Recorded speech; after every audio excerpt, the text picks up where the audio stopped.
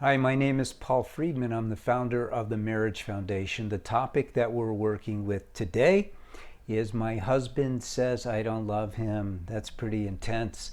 And hopefully you're a subscriber so you recognize the differences between the advice that we give and the insights that we give compared to others. So this topic, my husband says I don't love him, is very strong. It may hurt. It really may hurt to hear that. I know it does. How could it not? But let's not dwell on that part of this. Let's not go, oh my, what am I going to do? I thought he loved me and now he doesn't love me. And let's step back and let's go, why am I hearing this right now? What use is this?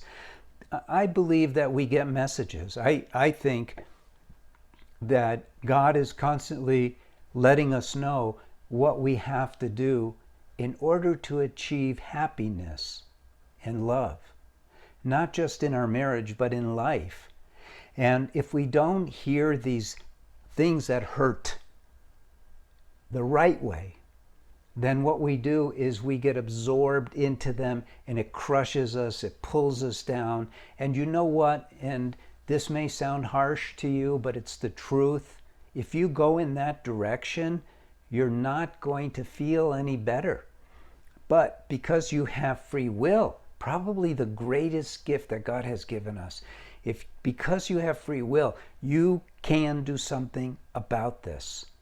Now, what it's telling you is that your marriage isn't working because you got married because you love your husband. Your husband got married because he loves you. So why is he saying you don't love him when that's why you married him? We only know when somebody loves us by how they behave. And we are not fooled generally by the superficial behaviors that say, it's Shakespeare said life is a stage.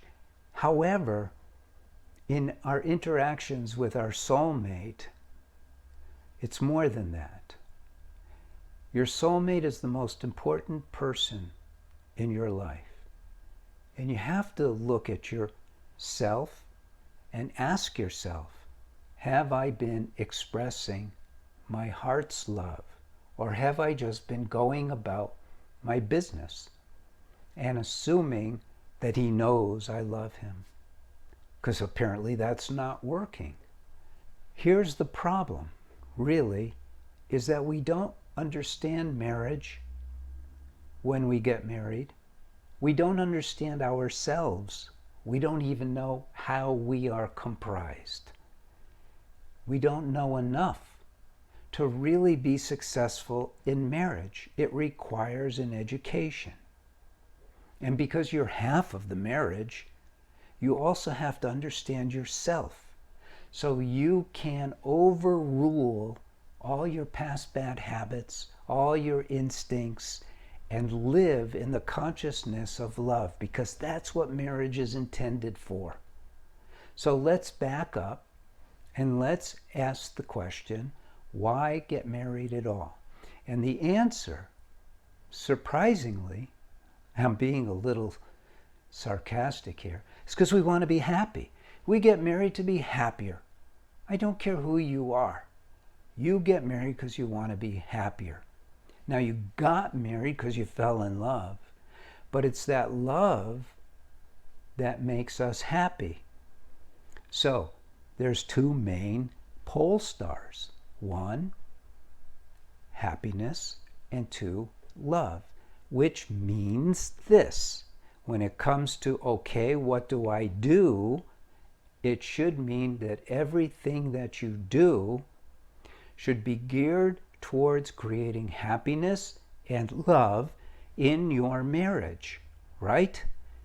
Ask yourself, over the past 24 hours, what have you done to make your marriage happier? What have you done to make your husband happier? What have you done to express love? What are some of the expressions of love? Appreciation, right? Gratitude is an expression of love. Loyalty, of course, is an expression of love, but it's too big to talk about now. An expression of love is a compliment. A smile is an expression of love. A touch is an expression of love. Intimacy, sexual union is an expression of love when done properly, and you should be. So, in the last 24 hours, how have you conveyed love to your husband? Where he goes, wow, she really loves me. It's an important question to ask yourself. Because if you can't come up with something in the past 24 hours, I didn't even ask in the past hour, but it should be constant. Now ask yourself another question. What have I done to say to my husband, I don't love you that much. I don't really care for you. Have you complained? Have you argued? Have you been critical? Have you condemned him? Have you dumped your problems on him? Because all of those things are telling him that he's not so important to you, that your things are more important to you than him. You see? You see how it works? We're not taught this. Then let's talk about what love actually is. What is love? Who are we to give love? Is it just saying I love you? Of course not. But we don't understand what love is. Interesting. Love is what you are. Love is what we all are. God created man in his image. Wasn't talking about hair and fingers and legs and like that. He was talking about the essence of you, your soul. When he created you, he created the soul. Now, you have a body with the hair and the lips and the teeth, and you have a mind, but you are a soul. That soul is love. That's where you felt love in the beginning. That's where you're supposed to be feeling love now. That's where your husband is supposed to be feeling love too. And again, we are transparent to those who we're married to. We see through each other very well. So if you're not feeling that love all the time, doesn't matter how you behave, he's not going to feel it. There's something missing for him. You know what it is. Now, oftentimes, men say they're missing sex, that there's not enough sex in their relationship. But I'm telling you now, that's a cover-up. Because many families are too busy.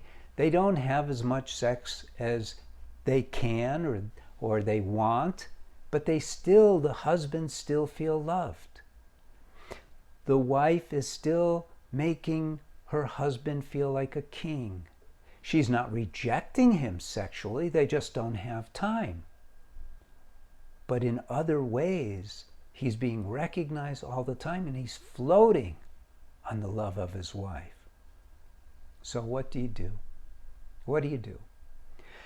You're not going to learn in a video what to do, but you definitely should be a subscriber and learn a lot about marriage from us because it's so different from us. We don't go into problems and complain about him or her and blame him or her. We recognize that the marriage isn't working, so we go, what should we do to make it work better? So that these individual problems are left behind, because overall everything else is so good. You know, it's sort of like you're driving a car and your windshield wipers aren't working so well. The blades are a little old, but the car's running great and pretty much it's fine. You don't think about getting rid of the car because you know, well, it's just the blades, we'll just fix that. That's not a big deal. And that's how these little problems should be when you're married well, when you're married correctly. That when a little problem comes up, it's like, we'll work through that. But we have each other. But we have each other. We have this love. We have this unity. We have this connection. at the level of our souls. And it's so beautiful. So what you do, and I'm going to be truthful with you. You know, I've been doing this for a long time. I used to be a divorce mediator, and then I discovered, wow, this is wrong, because just because people want to get divorced doesn't mean they should get divorced. And I dug into marriage, and I found all the truths about marriage. And for instance, why you get married. You ask marriage counselor, a traditional marriage counselor, because we're going to have our own really soon here, and you know, they'll come up with some secular thing, like, I don't know what they'll come up with. Usually it's some thing that is not the truth. They'll say why you got married was because you fell in love, and that's true, but then they don't say because you wanted the happiness and the love to be ever expanding and ever increasing. And that is what you want. So we have that in these videos. We have that in articles. We have that in the books I've written. Now we're starting to spend money. But when your marriage has gotten to this point where your husband is going, you know, I just don't think you love me, it's time to get the Course for Woman.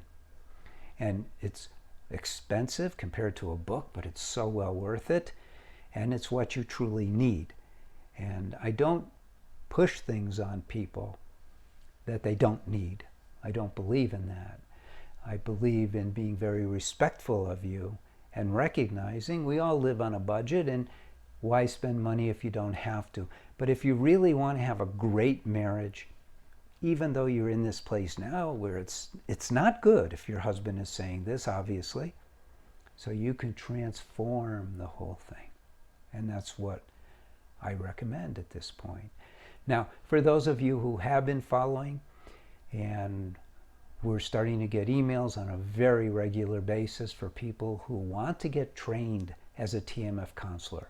And eventually, the TMF counselors we train will be certified. And although the course is not ready, we're discounting it heavily right now so that people can, you know, fill in the gaps, you might say, because we're going to have a huge presence in the world as TMF counselors.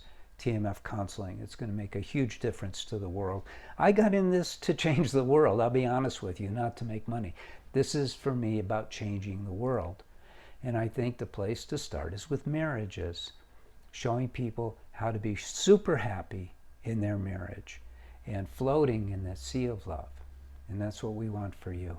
So I'm Paul Friedman. I founded the Marriage Foundation. I appreciate your spending time with me. I hope we see you again. Hope you subscribe. Hope you like this video. Did I say all the things I'm supposed to?